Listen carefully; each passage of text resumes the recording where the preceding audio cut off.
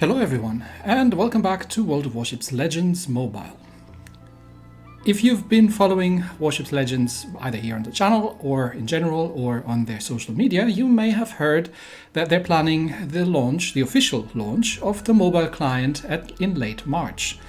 Now, I've been playing this game for a while, and on Android you can just download the APK because, it's Android, you can just do these sort of things. On Apple things, you're obviously a little bit disadvantaged in that, no, you can't do this sort of thing unless you are in a country where this is already on pre-release, and I think it was only Canada and the Philippines, but I might be wrong here. Anyway, the pre-registration is actually out in the Play Store and in the App Store. So from what I've seen on Twitter, or X, whatever it's called, that is actually out. So I figured I'll take this moment to give you a bit of an overview of my perspective coming from World of Warships Blitz into World of Warships Legends, because that might become an interesting question for you soon. Do I want to play another World of Warships game? And why are there two World of Warships games in the first place? Well, World of Warships Blitz has been around for a long time, and while wargaming is certainly involved in World of Warships Blitz, it's developed by NetEase. And it's a completely different platform. While it uses the same intellectual property and some very similar looks, mechanics, and everything else, it is a very different platform than this one. This is, as far as I understand, wargaming's own tech platform that has been ported from console onto mobile. A similar way that War Thunder Mobile has been ported from PC to mobile. But the big difference is that Warships Legends Mobile actually lets you do crossplay. So you have the same account, you grind towards the same things. It's effectively just a portable version of the console game. Obviously, if you do not own a console and you don't actually play Warships Legends on the console, that's not a problem. You can still just perfectly fine play it on your phone, which is what I'm actually doing here.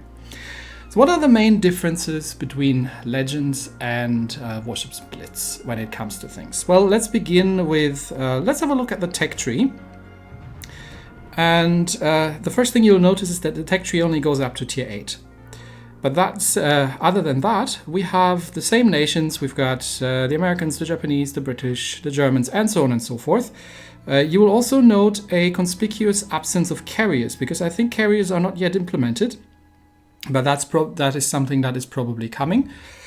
And we do have unsurprisingly vibrant stores of premium ships, where you can find a lot of things from different nations that you can purchase for premium currency, just as you're used to. I've made a video about a comparison between the two shops quite a bit ago.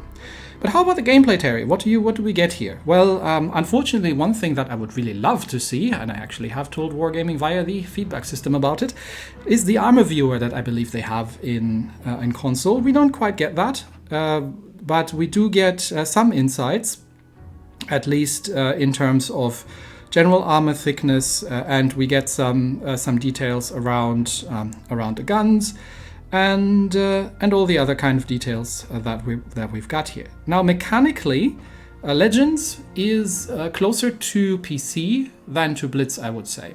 It looks relatively similar to PC. The mechanics work in a similar way, that you actually have to start understanding armor penetration, angles, and similar things. But don't worry, it's not super complicated. Mostly, at least at the lower to mid tiers, if you follow the general rule of don't give broadside, torpedoes are hugely dangerous, and if you're in a cruiser, everything is out there to kill you, then you should be relatively good to go. Now, we do have the same ship classes, but like I just said, torpedoes are significantly more dangerous. Taking torpedoes as compared to Blitz, in Blitz, you as a destroyer, you need to land like all your torpedoes on target. Here it can be, depending on the nation you play, enough to land 2-3 torpedoes to actually sink a battleship. So torpedoes are significantly more dangerous in this game, which makes playing as battleships actually more difficult, in my opinion, because you don't have the same sort of equality that you have in Blitz. In Blitz, a skilled player in each ship can take each other class of ship. In Legends, if you're in a battleship and you're being hunted by a destroyer, you're in trouble. because you're never going to see them, and their torpedoes are super dangerous towards you. I haven't seen a large amount of sonar consumables yet, and in general, destroyers are very, very dangerous towards you, whereas other battleships and cruisers, slightly different proposition. You also don't get heals on anything except battleships, as far as I've seen so far. Maybe some high-tier cruisers will have heals. I'll find out when we get there. But in general, I find that gameplay in Legends is harder for someone coming from Blitz. In Blitz, you play battles where, as a skilled individual player, you can carry your team, regardless in what kind of ship you're in. Because you can almost single-handedly take on most of the enemy team if necessary, if you know what you're doing, and they don't. In Legends, that I find that sufficiently difficult. So just as an example, if I'm playing a battleship and I am pushing a flank, and I have let's say a destroyer with me that does the scouting, if that destroyer gets killed, and now I'm faced with an enemy cruiser that sits behind an island and HE spams me, and an enemy destroyer that keeps me spotted, I'm screwed. There's very little counterplay to that sort of thing, other than running away, which means that the roles are more pronounced in Legends, I feel, than they are in Blitz. In Blitz, you go around and take capture circles with battleships all the time. This is generally not something you would probably do in Legends that much. So I find that, at least at the tiers that I've been playing around, which is kind of around tier 4, tier 5, tier 6 at this time, I find that the player base in general is way more skilled than probably comparable to what I would see in tier 10 in Blitz most of the time.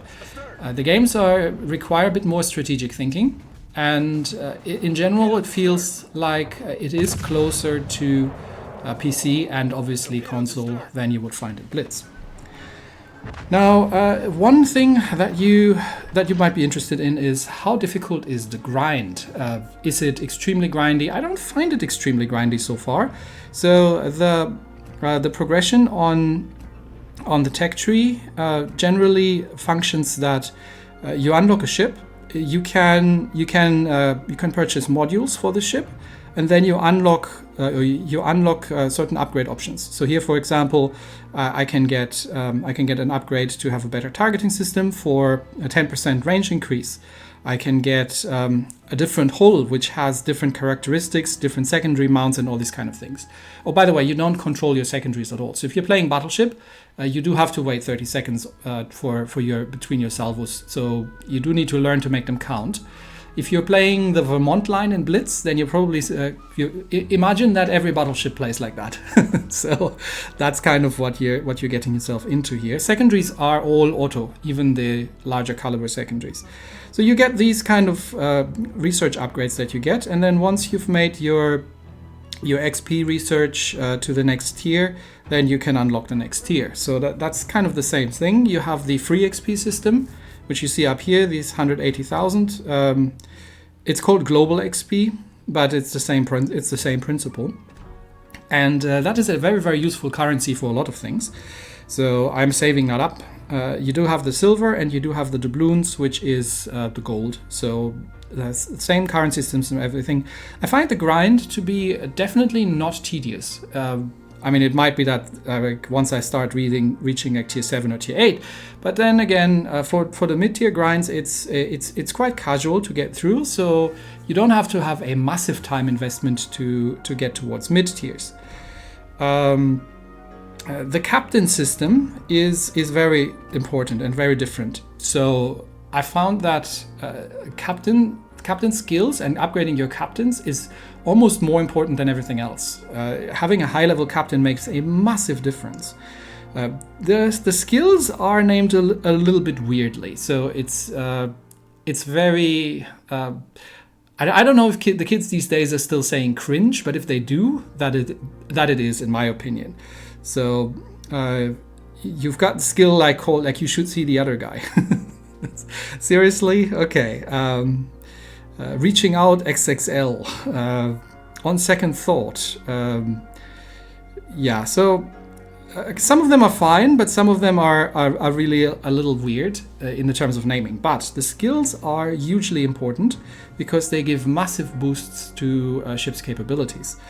you are upgrading commanders with Commander XP, and Commander XP appears to be global. So each commander grinds XP that you can use for any other commander to upgrade.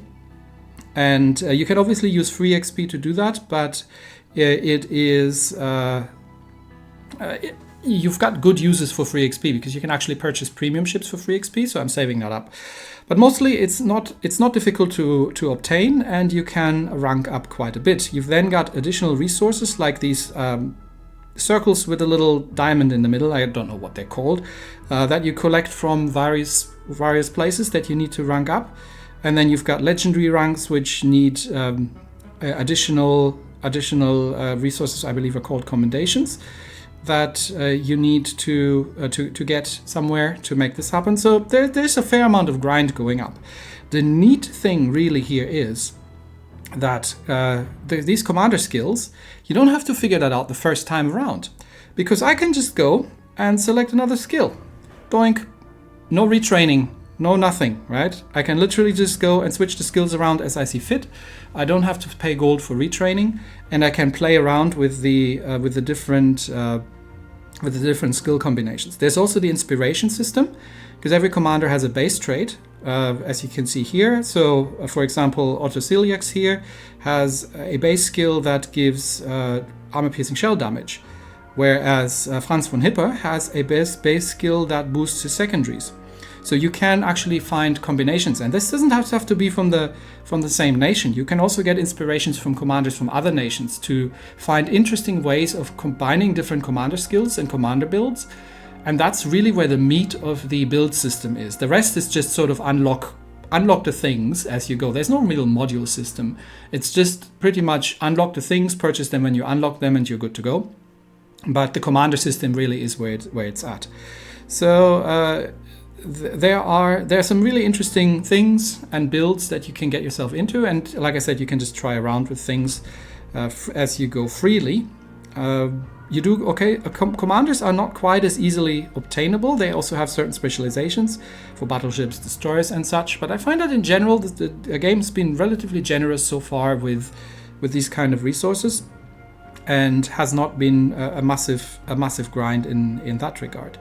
So yeah, lastly, the thing I wanted to point out is the premium ships. So if we're looking, if you see most of them down in the bottom right corner, they cost gold, obviously, which you get some of at times, but you obviously need to pay money to get to the point where you can actually purchase premium ships. But there are premium ships that you can purchase for free XP, and not just a few of them. So that's a good thing as well.